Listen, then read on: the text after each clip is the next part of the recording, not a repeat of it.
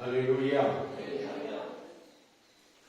நம்முடைய பிதாவாகிய தேவனால் கர்த்தராகிய இயேசு கிறிஸ்துவினால் உங்கள் அனைவருக்கும் கிருபை இரக்கமும் சமாதானமும் உண்டாவதாக. ஆமென். ஹல்லேலூயா. இந்த வேளையிலே நாம் சிந்திக்கும்படியாக தெரிந்த வேத வசனம் யோவான் எழுதின சுவிசேஷம் 2ஆம் அதிகாரம் 5வது வசனத்தை நாம் வாசிப்போம். 2:5 யோவான்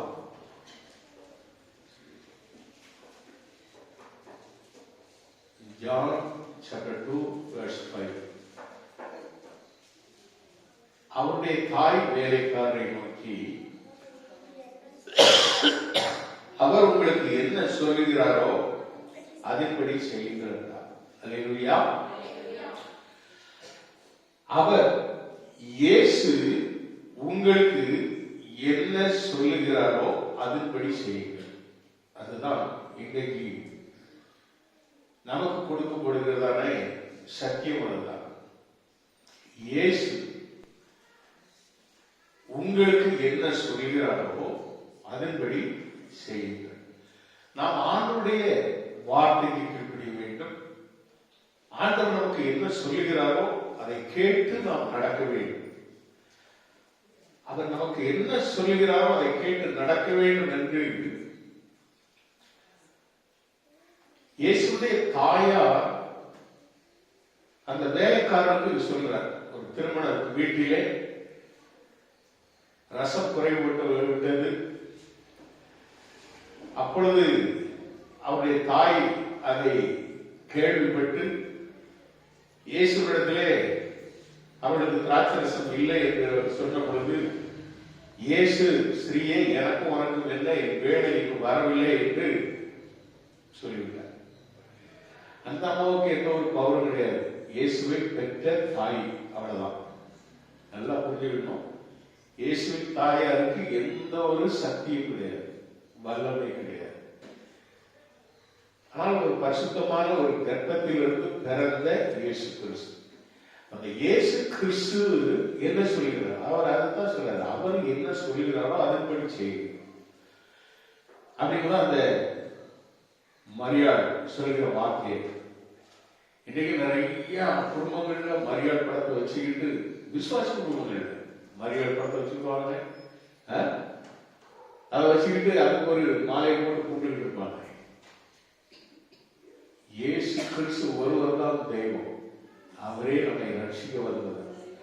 அவர் சொல்லை நாம் கேட்டால் நம்முடைய வாழ்க்கை ஒரு ரசமான வாழ்க்கையாக, ருசியுள்ள ஒரு வாழ்க்கையாக, சுவையுள்ள வாழ்க்கையாக மாறும். அல்லேலூயா. இயேசு என்ன சொல்லுகிறாரோ அதன்படி நாம செய்யணும். நம்ம வேதத்துல நம்ம பார்க்கும்போது லூக்கா எழுதின சுவிசேஷம் 5ஆம் அதிகாரத்துல 4வது வசனத்துல பேதுருவை பார்த்து ஆண்டவர் ஒரு வார்த்தை சொல்றாரு. என்ன சொல்றாரு? நீங்க வலைகளை என்ன செய்யுங்க, படகை தள்ளி கொண்டு போய் ஆழத்திலே போடுங்கள் அப்படின்னு சொல்லுவார். ஆழத்துல 5:4 நாம் வாசிக்கிறோம். லூக்கா 5:4 நம்ம அதை வாசிக்கும் பொழுது, அவங்க விடிய விடிய பிரயாசப்பட்டு ஒண்ணுமே கிடைக்கல. ஆனா அவங்களுடைய போட்டை இயேசு பயன்படுத்துகிறார். யாரு? பேதுரு மீன் பிடிக்க வைத்திருந்த அந்த போட்டை இயேசு ஒரு பலிபீடமாக நிறுத்த பிரசங்கம் பண்ணுகிற ஒரு பீடமாக அன்றைய நாளிலே பயன்படுத்தினார். அப்ப அவங்களுடைய நிலைமையை ஆண்டவர் பார்க்கிறார். அவங்க படகுல ஒண்ணுமே இல்லைங்கிறத ஆண்டவர் பார்க்கிறார். அவங்க விடிய விடிய எழுதிறாங்க, மீன் பிடிச்சு பார்த்து ஒண்ணுமே கிடைக்கல. இப்போ வலையை அவங்க கிளீன் பண்ணிக்கிட்டு இருக்காங்க, சுத்தம் பண்ணிக்கிட்டு இருக்காங்க. இதை பார்த்த ஆண்டவர் ஒன்றும் இல்லாதவர்களுக்கு ஏதாவது ஒரு செய்ய வேண்டும் என்று சொல்லி ஆண்டவர் சொல்கிறார். அவர் போதகம் பண்ணி முடித்த பின்பு சீமோனை நோக்கி, ஆழத்திலே தள்ளி கொண்டு போய் மீன் பிடிக்கும்படி உங்கள் வலைகளை போடுங்கள் என்றார். அல்லேலூயா. பேதுருக்கு ஆண்டவர் சொல்லுகிறார் சீமோனுக்கு. அப்ப அந்த சீமோனுக்கு அந்த வார்த்தையை சொன்ன உடனே அதற்கு சீமோன், ஐயரே, நாம் முழுவதும் நாங்கள் பிரயாசம் ஒன்றும் அகப்படவில்லை, ஆகிலும் உம்முடைய வார்த்தையின்படியே வரையை போடுகிறேன் என்றார். அல்லேலூயா. ஆண்டவர் என்ன சொல்லுகிறாரோ அந்த சொல்லின்படி நாம் செய்தால் நமக்கு எது கிடைக்கும்? ஆசீர்வாதம் கிடைக்கும், பிளஸிங் நமக்கு கிடைக்கும். நம்ம சொல்கிற வார்த்தை யாருமே கேட்பதே கிடையாது. வேதத்திலிருந்து அந்த வார்த்தையை சொல்றோம், சத்தியத்தை தான் உங்களுக்கு போதிக்கிறோம். அந்த சத்திய வார்த்தையை கேட்டு அதன்படி நாம் நடக்க கற்றுக்கொள்ள வேண்டும். வார்த்தையின்படி நாம் நடந்தால், இந்த சம்பவத்தை நாம் பார்க்கும் பொழுது 6வது வசனத்தை நாம் வாசிக்கிறோம். அவன் போடுகிறேன் என்றான் என்று 5வது வசனத்தில் வாசித்தோம். 6வது வசனத்தில் அந்தபடியே அவர்கள் செய்து தங்கள் வலை கிழிந்து போகத்தக்கதாக மீதியான மீன்களை பிடித்தார்கள். அல்லேலூயா. பேதுருவின் வாழ்க்கையிலே முதல் அற்புதம் ஆண்டவர் சொல்லி கீழ்ப்படிந்த உடனே கிடைத்த அற்புதம். அவருக்கு ஒரு செல்வ பெருக்கான ஒரு வாழ்க்கை கிடைத்தது. ஒருவேளை அவன் இவ்வளவு நாட்களும் அவனுடைய மீன்பிடி தொழிலே தரித்திரம் அடைந்திருக்கலாம். தரித்திரம் மாறுகிறது. Praise God. அல்லேலூயா. ஆண்டவர் சொல்படி செய்யும் பொழுது நமக்கு கிடைத்தது ஆசீர்வாதம். குறைவு என்பது இருக்கவே இருக்காது. சோதரன் ஆழமான இடத்திலே கொண்டு வலையை கொடுங்கள் ஆண்டவர் சொன்னார். ஆழமான இடம். இந்த ஆழமான அனுபவம் ஒவ்வொரு கிறிஸ்தவனுக்கும் வேண்டும், விசுவாசிகளுக்கும் வேண்டும். ஆழமான அனுபவத்தில் தான் ஆசீர்வாதம் கிடைக்கும். எசேக்கியேல் தீர்க்கதரிசி புத்தகம் 47ஆம் அதிகாரத்தில் நம்ம வாசிப்போம்னு சொன்னா, அங்கே 5வது வசனத்தை நம்ம வாசிக்கும் பொழுது அங்க நம்ம பார்க்கிறோம், எசேக்கியா தீர்க்கதரிசியை ஆண்டவர் அழைத்து கொண்டு போய் எங்க கொண்டு விடுறாரு? ஒரு ஆத்துல கொண்டு போய் இறங்குறாரு. முதல்ல கால் இருந்தது முழங்கால் அளவு தான், கடற்கால அளவு இருந்தது. 2வது முழங்கால் அளவுக்கு அப்படியே கூட்டு போறாரு. 3வதாக எப்படி வருகிறது? 5வது வசனம் 47.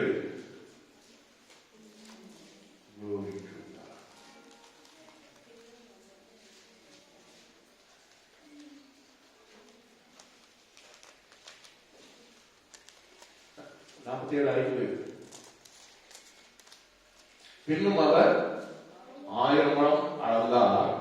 அங்கே அது நான் கடக்கக்கூடாத நதியாக இருந்தது. தண்ணீர் நீச்சாரமும் கடக்க முடியாத நதியுமாய் இருக்கிறது. அல்லேலூயா. விசுவாச வாழ்க்கையில இருந்தால் கடக்க முடியாத ஒரு ஆழத்திற்கு ஆண்டவர் அழைத்து கொண்டு செல்வார். சில வேளைகளில் அப்படி அழைச்சிட்டு போகும்போது நம்ம என்ன செய்வோம்? பயந்து நடுங்கி ஐயோ முங்கி போவோமோ அப்படின்னு நம்ம நினைப்போம். ஆனால் ஆண்டவர் மூழ்கி போக விட மாட்டார். அந்த அனுபவத்தில் தான் நாம அபிஷேகத்தினாலே நிரம்பி ஆனந்த கழிப்புடன் நீந்தி நீந்தி மகிழ கர்த்தர் நமக்கு உதவி செய்வார். Praise God. அல்லேலூயா. ஆழமான அனுபவம், ஆழமான அனுபவம். சில வேளைகளிலே ஆண்டவர் நம்மை அழைத்து செல்கிற நம்முடைய வாழ்க்கையிலே சில ஆழமான அனுபவங்களுக்கு போகும்போது நம்முடைய மேலோட்டமான பார்வை எப்படி காரணம் அப்படின்னா, ஐயோ இவ்வளவு கஷ்டமான ஒரு விசுவாச வாழ்க்கையாக இருக்கிறது, இப்படிப்பட்ட கஷ்டமான ஒரு சோதனையாக காணப்படுது, இப்படிப்பட்ட காரியத்தில் நம்ம செல்லணுமா, நாம போகணுமா அப்படின்னு நம்ம நினைக்கிறோம். போகணும். அழைத்து கொண்டு செல்பவர் நம்ம அருமை ரட்சகர். அல்லேலூயா. சொல்லுகிற வார்த்தைக்கு நாம் கீழ்ப்படிந்து அப்படிப்பட்ட ஆழமான அனுபவத்துக்குள் நாம் போகும் பொழுது அங்கே நாம் பெரிதான ஒரு அபிஷேகத்தை பெறுகிறோம். Praise God. அல்லேலூயா. அப்படிப்பட்ட ஒரு அபிஷேகம். அதான் இவரு பாடுவாரு, ஜீவ தண்ணீரே ஆவியானவரே வற்றாத நதியாக பாரு போனவரே அப்படின்னு பாடுறாரு இல்லையா? இந்த அதிகாரத்தை வச்சுதான் அவர் பாடினார். கணுக்காலும் போதாது, முழங்காலும் போதாது, நீந்தி நீந்தி மகிழணும், மூழ்கி மூழ்கி மிதக்கணும் அப்படின்னு சொல்லி சொன்னார். அல்லேலூயா. இதுதான் கிறிஸ்தவ வாழ்க்கையுடைய அனுபவம். இது போதும் அப்படின்னு நம்ம நிப்படக்கூடாது. கணக்கார அளவு வந்துட்டு சிலவங்க ஆத்துல யாரும் சொன்னா ஒரு காரை பயமா அப்படியே இருக்குவாங்க. காரை வச்சுட்டு அப்படியே இருக்குவாங்க. இங்க பயம் அது கொஞ்சம் இன்னும் கொஞ்சம் கணக்கார அளவு அப்படியே நின்றுடுவாங்க.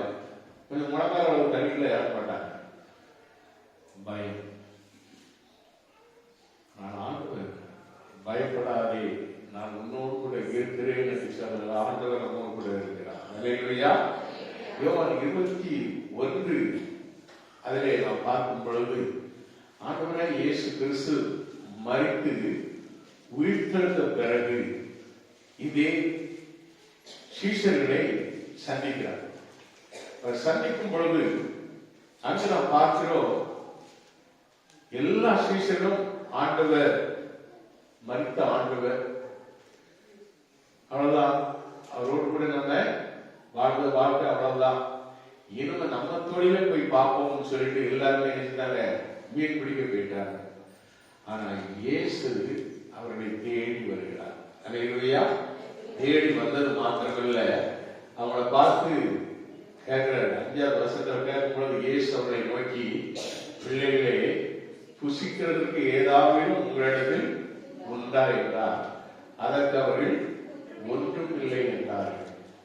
நீங்க லூக்கா 5ஆம் அதிகாரத்துல வாசித்த அன்பு பேர் சொன்ன வார்த்தை, ராமுழுவதும் பிரயாசப்பட்டோம் ஒன்றும் அகப்படவில்லை. அடுத்த கொஞ்சம் கேப், என்ன கேப் ஆகி போச்சு அப்படின்னா, இயேசு கிறிஸ்து மரித்த பிறகு சீஷனுக்குள்ள ஒரு தடுமாற்றம், அதுவும் பேதுடைய வாழ்க்கை ஒரு தடுமாற்றம் நிறைந்ததுதான். பேதர் ஒரு தடவை சொல்றாரு, நான் ஜீவனை கொடுக்கவும் தயக்க மாட்டேன். யோவான் 13ஆம் அதிகாரம், யோவான் 13ஆம் அதிகாரத்துல 37-38 நம்ம பார்க்கும்போது பேதர் அவரை நோக்கி, ஆண்டவரே, நான் எப்பொழுதும் உமக்கு பின்னே ஏன் வரக்கூடாது, உமக்காக என் ஜீவனை கொடுப்பேன் என்றார். இயேசு அவருக்கு பிரயோஜனமாக, எனக்காக உன் ஜீவனை கொடுப்பாயோ, சேவல் கூவுகிறதுக்கு முன்னே நீ என்னை 3 தரம் மறுதலிப்பாய் என்று மெய்யாகவே உனக்கு சொல்லுகிறேன் என்றார். அல்லேலூயா. மறுதலித்த வாழ்க்கை, மறுதலித்த வாழ்க்கை. இவன் எதை சொன்னதை செய்தானோ இல்லையோ, எதை சொன்னதை செய்தானோ அந்த 3ஐயும் கரெக்டா செய்தான். 3 முறை மறுதலிச்சான். ஆண்டவர் சொன்ன உடனே தவறாம செய்த அந்த 3 காரியத்தை உடனே 3 முறை மறுதலித்து பேசு. அவனை தான் ஆண்டவர் திரும்பவும் வந்து பார்த்தார். அல்லேலூயா. பார்த்த அந்த ஆண்டவர் அவங்க ஏதாவது புசிக்க உண்டான்னு கேட்டு அவன் இல்லைன்னு சொன்ன உடனே ஆண்டவர் சொல்றாரு, அப்பொழுது அவர், நீங்கள் படகுக்கு வலதுபுறமாக மலையை போடுங்கள், அப்பொழுது உங்களுக்கு அகப்படும் என்றார். அல்லேலூயா. படகுக்கு வலதுபுறமாக போடுங்கள். முதல்ல படகை ஆழத்தில் கொண்டு போய் போடுங்கள் அப்படின்னாரு. வலைகளை ஆழத்தில் கொண்டு போய் போடுங்க அப்படின்னாரு. இப்போ படகுக்கு வலதுபுறமாக போடுங்கன்னு சொன்னாரு. எந்த காரியத்தை எப்ப சொல்றாரு, எதற்காக சொல்லுகிறார் என்பதை நாம் புரிந்து செயல்பட வேண்டும். முதல்ல ஒரு ஆழமான ஒரு விசுவாசிகளுக்கு ஆழமான ஒரு அனுபவம் தேவை. ஒரு ஆழமான அனுபவம். நாம மேலோட்டமாக நம்முடைய வாழ்க்கையை அமைக்கக்கூடாது. விசுவாச வாழ்க்கையிலே நம்ம அப்படியே மேலோட்டமா அது வாரம் அப்படியே வந்து சர்ச்சைக்கு வந்துட்டு நம்ம வாழ்க்கை போயிடும். இப்ப நான் சொல்றேன், சர்ச்சை முடிஞ்ச உடனே இப்படி திரும்பிட்டு இப்படி பார்த்தா யாருமே பறந்துருவாங்க. அதுவும் வாழ்க்கையில கேட்கவே வேண்டாம். என்னமோ வேலை சொல்லிடுவாங்க, மாறாருக்க சொல்லிடுவாங்கன்னு ஏதோ ஒரு எதை நினைச்சு ஓடுறாங்களா என்னன்னு புரியல. பரங்கால தலையில் அடிக்க முடியும், விடலையில் அடிக்க முடியாதுன்னு சொல்லுவாங்க. இந்த கால் வந்து பின்னால் வந்து அடிக்குமா, அப்படி ஓடுவாங்க ஓட்டம். இருந்து தேவ சமூகத்துல ஒருவருக்கு ஒருவர் ஒரு அந்யோன்யம் விசாரிச்சு நீங்க கடந்து செல்லணும். அது இல்லை, ஆனா அப்படி இருக்கணும்னு ஆண்டவர் விரும்புகிறார். Praise God. அல்லேலூயா. நம்ம பார்க்கிறோம், இந்த 13 நம்ம பார்த்தோம், நீ சேவல் கூறுவதற்கு முன்னே 3 தடவை மறுதலிப்பாயின்னு ஆண்டவர் சொல்லிட்டார். அதுக்கப்புறம் ஆண்டவர் சொன்னாரு, வலையேற்றி படகுக்கு வலதுபுறத்திலே போடுன்னு சொன்னார். ஆண்டவர் எதெல்லாம் சொல்லுகிறாரோ அதன்படி செய்ய வேண்டும். ஆனா அவன் அன்னைக்கு அந்த வார்த்தையை 3 தடவை மறுதலிப்பதற்கு காரணம் அவனுக்கு வந்த பய வாழ்க்கை. எங்க நம்மளே பிடிச்சி சிவையில அறிஞ்சிருவாங்களோ அதே பேதுரு அவனுடைய ஊழியத்தின் முடிவு நாட்களிலே சிலுவையில தலை கீழாக அடிக்கப்பட்டு மாறினான். இயேசு மாதிரி என்ன நேரம் வச்சு அடிச்சாங்க, நான் இயேசு அல்ல, அவருடைய சீஷன் என்ன தலை கீழாக அடிக்கிறது அவனே கேட்டு நான் மாறினான். ஒப்பு கொடுத்தான். ஏன்னா ஆண்டவரே சொல்லிட்டாரு. நீங்க இந்த 21வது வசனத்தை வாசிப்பீங்கன்னா ஆண்டவர் சொல்றாரு, நீ இளம் வயது 18வது வசனத்துல சொல்வாரு, நீ இளம் வயதுள்ளவனா இருந்த போது உன்னை நீயே அரை கட்டி கொண்டு உனக்கு இஷ்டமான இடங்களிலே நடந்து தெரிந்தாய். நீ முதிர் வயதுள்ளவனாகும் போது உன் கைகளை நீட்டுவாய், வேறொருவன் உன் அறையை கட்டி உனக்கு இஷ்டம் இல்லாத இடத்துக்கு உன்னை கொண்டு போவான் என்று மெய்யாகவே சொல்லுகிறேன் என்றார். அல்லேலூயா. அப்பவே சொல்லிட்டார். அது அடுத்த வசனம் 19 சொல்கிறது, இன்ன விதமான மரணத்தினாலே அவன் தேவனை மைமைப்படுத்த போகிறான் என்பதை குறிக்கும்படியாக இப்படி சொன்னார் என்று வேதம் சொல்லுகிறார். அல்லேலூயா. அதான் தலைகளாக சிலுவையில் அறையப்பட்டு மரித்த ஆமென். அல்லேலூயா. ஒப்பு கொடுக்க வேண்டும். மரணமானாலும் ஜீவனாகிலும் இயேசு கிறிஸ்துவின் அன்பை விட்டு நம்மை பிரிப்பவன் யார் என்று விசுவாசத்தோடு வாழ்கிற வாழ்க்கை தான் ஒரு ஆழமான கிறிஸ்தவ வாழ்க்கை, விசுவாச வாழ்க்கை. நாம் பார்க்கிறோம் மத்தேயு 14:28-29 நாம் பார்க்கும் பொழுது நாம் அங்கு இயேசு கடலிலே நடந்து வருகிறார். கடலிலே சென்று கொண்டிருந்த சீஷருடைய படகு பயங்கரமான சுழல் காற்றினாலே அலைக்கழிக்கப்பட்டுக் கொண்டிருக்கிறது. இயேசு என்ன செய்கிறார்? வருகிறார். அவர்கள் பார்த்து இயேசுவை பார்த்து பயப்படுகிறார்கள். ஆனால் பயந்த அவர்களுக்கு ஆண்டவர் சமாதானம் கூறி, பயப்படாதீர்கள், நான் தான் அப்படின்னு சொல்றாரு. அப்ப பேதுரு என்ன செய்தாரு? ஆண்டவரை நீரே ஆனால் நான் உம்மண்டைக்கு நான் நினைக்கலாம், இந்த தண்ணீர்ல நடந்து வரலாமான்னு கேட்கிறேன். நீங்க வசனத்தை நீங்க வாசிங்க. நான் மத்தேயு எழுதின சுவிசேஷம் 14ஆம் அதிகாரம் 27-28-29 நான் வாசிக்கும் பொழுது 27-28-29 மூன்றே வாசிப்போம். உடனே இயேசு அவர்களோடு பேசி, திறந்து கொள்ளுங்கள், நான் தான், பயப்படாதீர்கள் என்றார். பேதுரு அவரை நோக்கி, ஆண்டவரே நீரே ஆனால் நான் ஜலத்தின் மேல் நடந்து உம்மிடத்தில் வர கட்டளையிடும் என்றார். அதற்கு அவர் வா என்றார். அல்லேலூயா. நல்ல கவனமா கேளுங்க. சில வேளைகளிலே ஆண்டவர் சொல்லாதபடிக்கு, ஆண்டவர் உத்தரவு கொடாதபடிக்கு நாம சில காரியங்களை நம்ம என்ன செய்யக்கூடாது? இறங்கவே கூடாது. அப்படி இறங்கினா சில நேரத்தில் நமக்கு ஒரு அடி கிடைக்கும். அது நானும் அந்த அடியை வாங்கிட்டு தான் இருக்கேன். சில நேரத்தில் நல்ல கவனமா கேளுங்க. ஆண்டவர் என்ன செய்யறாரு? அவற்றை இவன் கேட்கிறான், ஆண்டவரே நீரே ஆனால் நான் கடலிலே நடந்து வர எனக்கு என்ன செய்யும்? கட்டளையிடும் சொல்றான். ஆண்டுடைய கட்டளையை பெறும். ஆண்டுடைய கமெண்ட்ஸ், ஆண்டு என்ன நம்ம கூட பேசுகிறார், நாம் என்ன செய்ய வேண்டும் என்று சொல்லுகிறார். அவர் சொல்லுகிறபடி நாம் செய்ய வேண்டும். அதான் கூட இந்த சத்தியத்தினுடைய தலைப்பு தான். இயேசு சொல்லுகிறபடி செய்ய வேண்டும். இப்ப வா என்று சொல்லி அவர் சொல்லிட்டார். பேதுரு கடலில் நடந்தான். அல்லேலூயா. பேதுரு கடலில் நடந்தான். அப்படித்தான் அடுத்த வரையில நம்ம அதான் வாசிக்கணும். வா என்று அவர் சொன்னாதான் நம்ம கடலில் நடக்க முடியும். ஒரு முறை ஒரு விசுவாச பெண்கள், வாலிப பெண்கள், அவங்க ஐக்கியத்துல ஒரு டூர் போனாங்க. அப்போ ஒரு நீருடைய கடற்கரை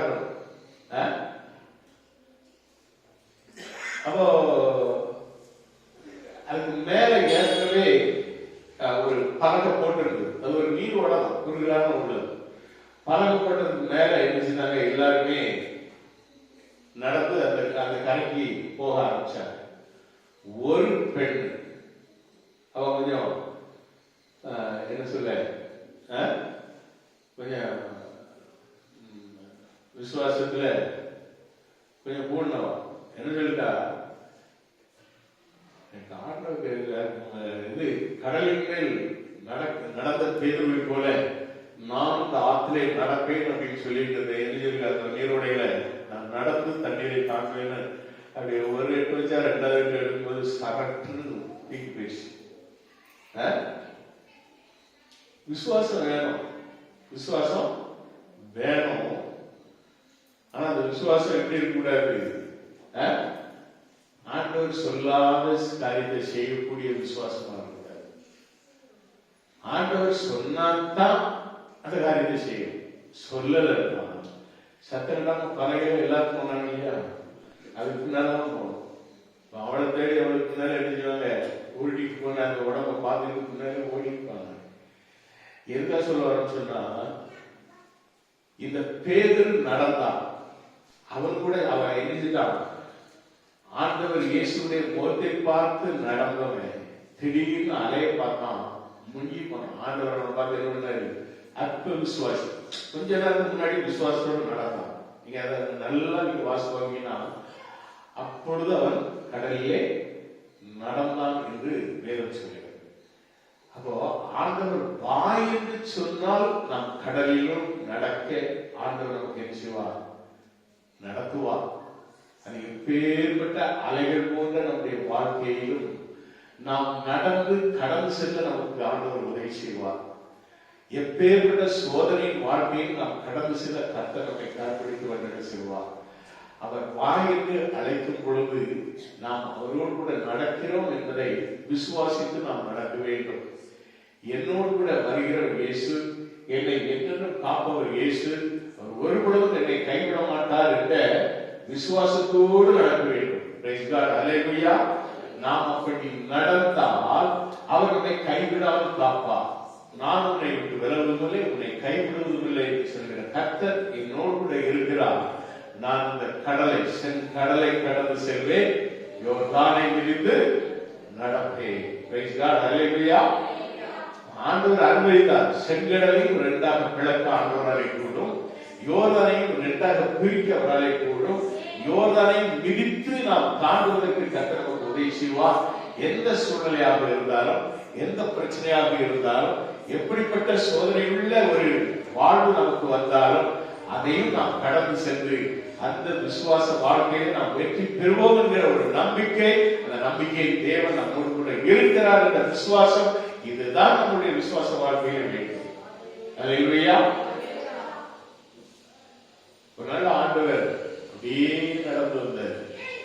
எரியோ பக்கமா அப்படியே நடந்து வர ஒருத்தன் என்ன பண்றான், ஓடோடி போய் ஒரு மரத்துல மேல ஏறி நின்று அவரை பார்க்கணும், எப்படியாவது இன்னைக்கு அவரை நான் பார்க்கணுங்கிற ஒரு வாஞ்சியோடு வந்தான். இன்னைக்கு ரோட் ஷோ நடத்துறாங்க இல்லையா, நம்ம பிஎம் நடத்துவார், ஹாய் அப்படின்னு. இன்னொரு சோதரம் சிஎம் நடத்துவாங்க, சீஃப் மினிஸ்டர்ஸ். இன்னொரு நடிகர் நடத்துவான். இவங்களும் ஆரை அப்படின்னு போய் அப்படி எதிர்விடுவாங்க, 10-40 பேர் செத்து போவாங்க. இதெல்லாம் இப்ப நடந்துகிட்டு இருக்கு. ஆனா இயேசு கிறிஸ்து அவர் ரோட் ஷோ மனிதர் அல்ல. அவர் நடந்து வந்தாலே அற்புதம் நடக்க போகிறது.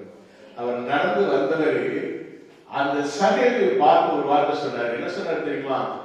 சகைவே சீக்கிரம் இறங்கி வான்னு சொன்னார். நம்முடைய ஆண்டவர் அப்படி ரோட்ல நடந்து வந்தா அப்படியே ஹாய் சொல்லிட்டு அப்படி போற ஒரு ஆள் அல்ல, ரோட் ஷோ நடத்துற ஆள் அல்ல. நம்மோடு கூட வந்து நம் வீட்டிலே வந்து நம்மை ஆசீர்வதிக்கிறார்கள். இந்த வீட்டுக்கு ரட்சிப்பு வந்தது என்று அந்த சபையோடு கூட ஒன்றாக சென்று அவனை கீழே அவன் வந்து ஆண்டவர் சொல்றாரு, நீ சீக்கிரமா கீழே இறங்கி வா. நீங்க அதான் பார்க்கலாம், சீக்கிரமா இறங்கி வா. நீங்க லூக்கா 19 5வது வசனத்தை நீங்க வாசிக்கலாம். சீக்கிரமா இறங்கி வா. ஏன் ஆண்டவர் சீக்கிரமா இறக்க சொல்றாரு? நிறைய பேரை நம்ம அப்படி சீக்கிரமாவா என்ன சொல்லிவிட்டேன், சண்டே நீங்க சீக்கிரமா வரணும், முத ஆளா சட்டிக்கணும். வந்ததுலே லாஸ்ட் தான் அந்த குடும்பம் வந்தது. ஆனா அவங்களுக்கு அற்புதம் வேணும், அற்புதம் வேணும். வந்ததே லாஸ்ட், இன்னைக்கு சபைக்கு வந்ததே லாஸ்ட். ஆனா ஆண்டவர் என்ன சொன்னாரு? மொத்த ஆளா நீங்க 9 மணி ஆறாத முந்தியே வந்து சர்ச்சில் உட்காரணும் அப்படின்னு ஆண்டவர் அன்னைக்கு சொல்லி சொன்னான்.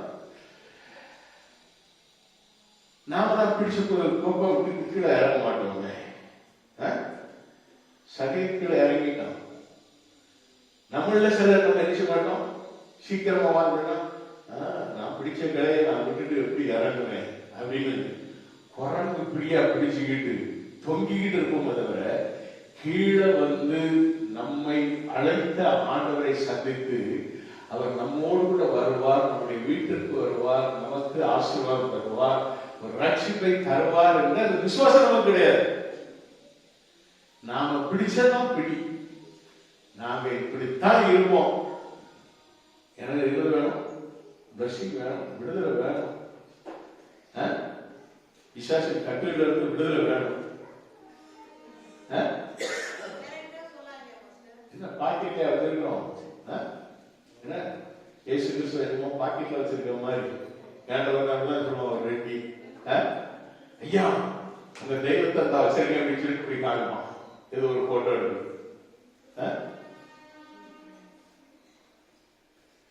ஒரு போட்டோ எடுத்து சிரிச்சுக்கிட்டே, அது இல்லையா, அப்படியே இல்லை, இங்க இருக்கணும் அப்படின்னு. யாரு? எங்க தெய்வம் இங்க இருந்தா தான் உனக்கு ஆசீர்வாதம். நீ இப்படி பாக்கெட்ல வச்சிருக்க உனக்கு பிரச்சனையே கிடையாது அப்படின்னு. பிள்ளைங்க சகிதை பார்த்து ஆண்டவர் சொன்னார், சீக்கிரமா கீழே இறங்கிப்போம். கீழே இறங்கி வந்தா அவனோடு கூட வீட்டுக்கு ஆண்டவர் சென்றார். அதுதான் நம்முடைய ஆண்டவர். இந்த உலகத்து மனிதர்கள் பெரிய மனிதர்கள் என்று அழைக்கக்கூடியவர்கள், அதிகாரத்தில் உள்ளவர்கள் என்று அழைக்கக்கூடியவர்கள் மக்களை பார்ப்பார்கள், கையை அசைத்து காண்பிப்பார்கள். எந்த ஒரு மக்களோடு அவருடைய வீட்டுக்கு கூட செல்ல மாட்டார்கள். இயேசு உன்னோடு கூட வருகிறார்கள். அவர் சொல்படி, அவர் சொல்லுகிறபடி நீ செய்தால் உன்னோடு கூட வருகிற ஆண்டவராய் இருக்கிறார். இன்று இந்த வீட்டுக்கு ரட்சிப்பு வந்தது என்று அந்த சபையுடைய வீட்டுக்கு ஒரு பெரிதான ஒரு ரட்சிப்பை கொடுத்த ஆண்டவருடைய ஆண்டவர். ஹல்லேலூயா, ஹல்லேலூயா. அன்னைய பிள்ளைகள் வேதத்திலே நாம் பார்க்கிறோம். 2 ராஜாக்களின் புத்தகத்திலே 3ஆம் அதிகாரம் 17, 16, 17 வசனங்களை நம்ம வாசிக்கும் போது அங்க நம்ம பார்க்கிறோம். என்ன பார்க்கிறோம் அப்படின்னு சொன்னா, சொல்கிறோம் அந்த நாளிலே ஊழியம் செய்த ஊழியக்காரனை கொண்டு ஆண்டவர் சொல்லுகிறார். சோதரர் எலிசாவுடைய நாட்களிலே நடந்த அந்த காரியம் கர்த்தர் உரைக்கிறது என்னவென்றால் 16ஆம் வசனம் சொல்கிறது, இந்த பள்ளத்தாக்கிலே எங்கும் வாய்க்கால்களை வெட்டுங்கள். மழையே இல்லை, மிருக ஜீவன்களுக்கு மனிதர்களுக்கு தண்ணீரே இல்லை. நல்லா கவனமாக, மழையும் இல்லை, குடிக்கிறதுக்கு தண்ணியே கிடையாது, மனுஷருக்கு சரி மிருகங்களுக்கு சரி தண்ணியே கிடையாது. ஆனா எலிசா இருக்கிறதால ஒரு தேவ மனுஷனை வச்சு கர்த்தர் சொல்கிறார், பள்ளத்தாக்கில் எங்கும் வாய்க்கால்களை வெட்டுங்கள். முதல் நீ அதை செய்ய. நீங்கள் காற்றையும் காண மாட்டீர்கள், மழையும் காண மாட்டீர்கள், பள்ளத்தாக்கு நிரப்பப்படும். பிரைஸ் காட், ஹல்லேலூயா. அப்ப இங்க பள்ளத்தாக்கு எங்கும் முதல்ல என்ன செய்யணுமா? அதை சொல்றாரு, பள்ளத்தாக்கிலே எங்கும் வாய்க்காலை வெட்டுங்கள். சொல்றபடி செய்தாங்க. சொல்லுவோமா? சொல்றபடி செய்யணும். அது தேவ மனிதனாக இருந்தாலும் சரி, ஆண்டவர் உங்களோட கூட பேசினாலும் சரி, அவர் சொல்லுகிறபடி நீங்கள் செய்தால் நீங்க வரக்கூடிய ஒரு பிளஸிங் உங்களுக்கு மிகுந்த ஆசீர்வாதமாகும். உங்களுடைய வாழ்வில் வறட்சி நீங்கும், உங்களுடைய தாகம் தணிக்கப்படும், உங்களை ஆண்டவர் திருப்தியாய் போஷித்து அனுப்புவார். உங்கள் தேவையெல்லாம் சந்தித்து ஆண்டவர் அனுப்புவார். அதுதான் இன்றைக்கு உள்ள சத்தியம். நீங்கள் காற்றையும் காண மாட்டீர்கள், மழையும் காண மாட்டீர்கள். ஆனாலும் நீங்களும் உங்கள் ஆடு மாடுகளும் உங்கள் மிருக ஜீவன்களும் குடிக்கும்படிக்கு இந்த பள்ளத்தாக்கு தண்ணீரால் நிரப்பப்படும் என்று கர்த்தர் சொல்லுகிறார். Praise God. ஹல்லேலூயா, ஹல்லேலூயா. அப்படி சொல்லிட்டு அவர் சொல்றாரு, இது கர்த்தரின் பார்வைக்கு அற்பமான காரியம். ஹல்லேலூயா. என்ன நடக்குது? பள்ளத்தாக்கு ஏன் வெட்டணும்? நம்ம நாட்டுதான் பள்ளத்தாக்குன்னா உங்களுக்கு புரியுதா? குளம், வற்றி போற குளம், ஒண்ணுமே இல்லை, மழைக்குள்ள அறிவியும் இல்லை. ஆனா இந்த தேவ ஊழிய அவர் என்ன சொல்றான்? பள்ளத்தாக்குல வாய்க்கால் வெட்டுதுன்னு சொல்றான். ஏன் தெரியுமா? சுத்தி இருந்து வெள்ளம் பரப்புகிறது. அவனுடைய தேவனாகிய கர்த்தர் அவனுக்கு சொன்ன வார்த்தையை அவர் சொல்லிட்டான். அவருடைய விஷன்ல மழை வரும், வாய்க்கால் இல்லைன்னா வேறு பக்கமாக போய் பூமி எங்கும் போய் செதறி போய் எரிஞ்சிடும், தண்ணி குடிக்கிறதுக்கு இருக்காது. அந்த பள்ளத்தாக்குள்ள அந்த தண்ணி வரணும்னா வாய்க்கால் வெட்டியே ஆகும். நம்மையும் ஆண்டவர் அபிஷேகப்பா, அந்த அபிஷேகம் வாய்க்கால் வெட்டப்பட்டு அது எரியணும், நிறைய பேருக்கு கரெக்டா போய் சேரும். அபிஷேகம் நிறைஞ்சு வழிகிற அபிஷேகம் அது வாய்க்கால் மூலமாக திரும்பப்படும். இல்லாம போச்சுங்களா, இந்த அபிஷேகம் அப்படியே வழிஞ்சு அப்படியே போயிடும். ஊற்றப்படுகிற மழை, வரக்கூடிய தண்ணி வாய்க்கால் வெட்டப்பட்ட கரெக்டா பள்ளத்தாக்குல போய் ஏறும். அப்ப அந்த பள்ளத்துல நீர் நிரம்பும். ஆடு மாடுகள் நமக்கு எல்லாத்துக்கும் சேர்ந்த ஒரு தண்ணி நமக்கு கிடைக்கும். அதான் அவர் சொல்ற, நீங்களும் உங்கள் ஆடுகளும் மாடுகளும் உங்கள் மிருக ஜீவன்களும் குடிக்கும்படிக்கு இந்த பள்ளத்தாக்கு தண்ணீரால் நிரப்பப்படும். அப்ப பள்ளத்தாக்கு வெட்ட வேண்டியது நம்முடைய காரியம். ஆண்டவர் அற்புதம் செய்வார். எத்தனை பேர் விசுவாசிப்பீங்க? அதனால சில காரியங்களும் நம்ம சொல்றோம். பள்ளத்தாக்குல வாய்க்கால் வெட்டணும். சர்ச்சைக்கு முந்தி வரும், ஆராதனைக்கு முன்னால் வரும். முந்தி வந்து நீங்க என்ன செய்யணும்? ஆராதனையில்தான் விடுதலை, அபிஷேகம் அப்பதான் ஏறணும். இந்த அபிஷேகம் நாளுடைய வல்லமை அப்படி ஏறணும். அப்ப அந்த இதுல நம்ம வராம எல்லாம் பிடிச்சிருப்பாடு. சிலவெல்லாம் இன்னும் தக்கரமா இருப்பாங்க. கற்பனை காணிக்கிறத அந்த டைம் போனதான காணிக்க போடணும், இல்லைன்னா அதுவும் வேண்டாம், அவாய்டு.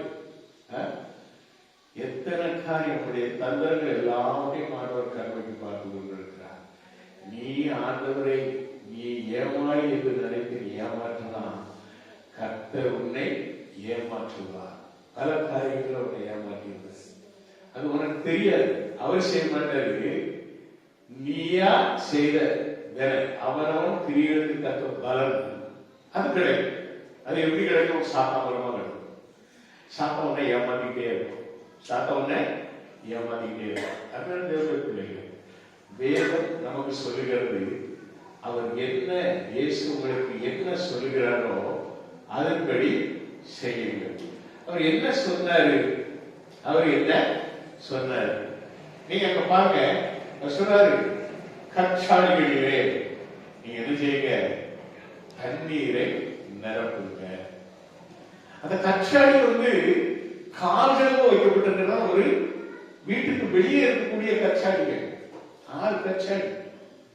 ஒரு கற்சாடி 3 குடம் தண்ணி பிடிக்கக்கூடிய அளவுக்கு உள்ள அந்த கற்சாடி. நீங்க அதை நிரப்புங்கன்னு சொல்றாரு. வேலைக்காரர்கள் விசுவாசத்தோடு அதை செய்தார். வேலைக்காரர்கள் ஏன் அந்த கச்சாடியில தண்ணி நிரப்பணும் அப்படின்னு சொல்லிட்டு என்ன செய்யல கேட்க, தண்ணீரை நிரப்புறாங்க. ஆண்டவர் அந்த தண்ணீரை ரசமாக, சுவையுள்ள ரசமாக மாற்றினார். அல்லேலூயா.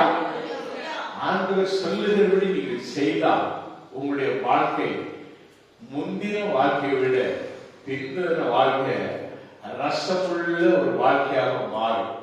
உங்களுடைய கஷ்டப்புள்ள வாழ்க்கை மாறி ஆசோத்திரம் மிகவும் சுவையுள்ள ஒரு வாழ்க்கையாக மாற்ற ஆண்டவர் வல்லவராய் இருக்கிறார். அவர் சொல்லுகிறபடி நீங்கள் செய்தால் உங்களுடைய பிரச்சனைகள் எல்லாம் மாறும். உங்களுடைய இல்லாமை எல்லாமே ஒளிந்து விடும்.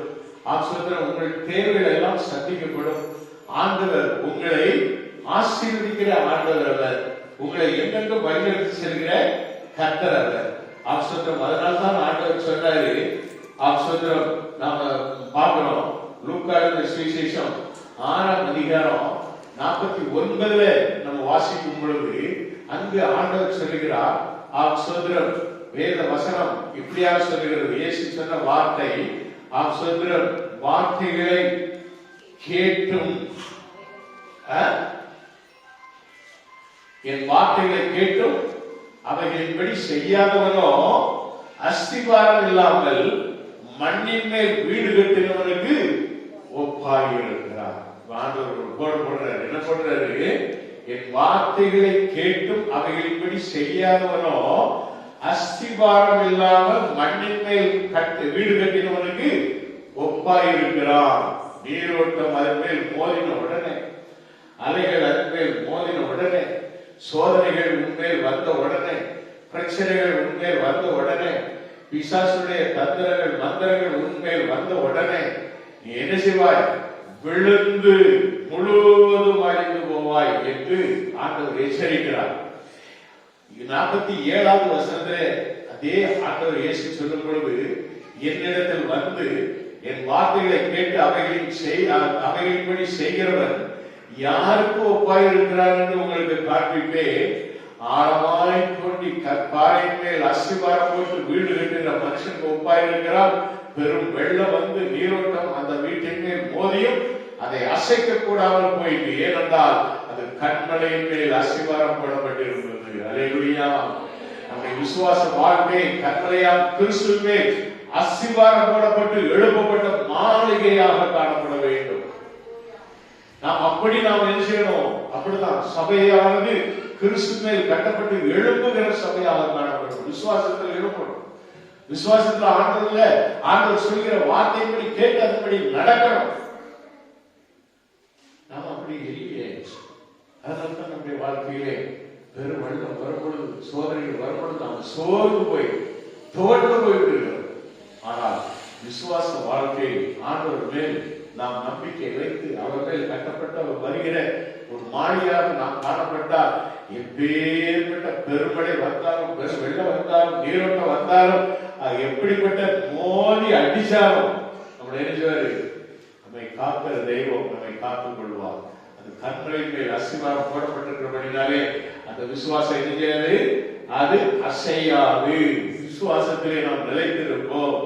கர்த்தரை எனக்கு முன்பாக வைத்திருக்கிறேன், அவரின் வலது வாசத்தில் இருக்கிறபடியா நான் அசைக்கப்படுவது இல்லை. 16:8 அதுதான் சொல்லுது. கர்த்தரை எப்பொழுது எனக்கு முன்பாக வைத்திருக்கிறேன், எப்பொழுதும் கர்த்தரை நோக்கி துதித்துக் கொண்டு ஜெபித்துக் கொண்டு ஆண்டவர் சில நாட்கள் சொல்லுவாரு. என்ன சொல்லுவாரு? உங்களிடத்துல என்ன இருக்கிறது கொண்டு வர, நீங்க கொடுங்க, நீங்களே கொடுங்க. அப்படிதான் நாம பார்க்கிறோம். சுவிசேஷம் 9ஆம் அதிகாரம் 13ஆம் வசனத்தில் வாசிக்கும் பொழுது வனாந்தரத்துல ஆண்டவர் ஜனங்கள் மத்தியிலே போதம் பண்ணிட்டு இருக்காங்க. போதம் பண்ணிட்டு இருக்கும்போது ஜனங்கள் ஆண்டவர் பார்க்கிறாரு. 2-3 நாட்கள் நம்ம இருக்கிறாங்க, இவங்களுக்கு எப்படியாவது என்ன செய்யணும், ஒரு சாப்பாட போடணும்னு சொல்லிட்டு சீசர்கள் சொல்லும் பொழுது அவங்க எல்லாம் நம்ம எப்படி எத்தனை பேர் இருக்காங்க, புருஷன் மட்டும் 5000 பேர், அதுக்கு மேல பொம்பளை பிள்ளைகள் முடியாது அப்படின்னாங்க. ஆண்டவர் சொன்னாரு, நீங்களே கொண்டு வாருங்கள். அப்ப அவங்க சொன்ன வார்த்தை இருக்கும், எங்கள்கிட்ட 5 அப்பம் 2 மீன். 5 அப்பம் 2 மீனா இருந்தாலும் ஆண்டவர் கேட்டா நீ கொடுத்துரும். பிரைஸ் காட், ஹல்லேலூயா. நீ கொடுத்துட்டா உன்னை கொண்டு 5000 பேருக்கு மாத்திரமல்ல, அதே 3 மடங்காக்கி அத்தனை பேரையும் போஷிக்க ஆண்டவர் வல்லமை உள்ளவராக இருக்கிறார். மீதி 12 கூடை நிறைய எடுத்தார்கள் என்று வேதம் சொல்லுகிறது. நீ கொடுத்தது 5 அப்பமும் 2 மீன், 12 கூட மீதி எடுக்கப்பட்டது. யோசிச்சு ஒரு கூடையில அப்ப எத்தனை, ஒரு கூட இருக்குன்னா நம்ம வச்சிருக்க கூட மாதிரி இருக்காது. அந்த காலத்து கூடைகள்லாம் அவங்களாம் சால்ட் அப்படி தூக்குவாங்க. அல்லேலூயா. அந்த கூடை நிறைய 12 கூடைகள் நிறைய மீதம் எடுத்தார்கள் என்று வேதம் சொல்லுகிறது. Praise God. அல்லேலூயா. அருமையான தேவனுடைய பிள்ளைகளே, ஆண்டவர் என்ன சொல்லுகிறார்? சில நேரம் அதனாலதான் உங்கள்ட்ட கேட்கிறாரு. என்ன கேட்கிறாரு? ஒவ்வொரு மாசமும் பண்டிகைக்கு பிறகு விருந்து யாராவது கொடுங்க, கொடுங்கள், அப்பொழுது உங்களுக்கு கொடுங்கள். கொடுங்கள்.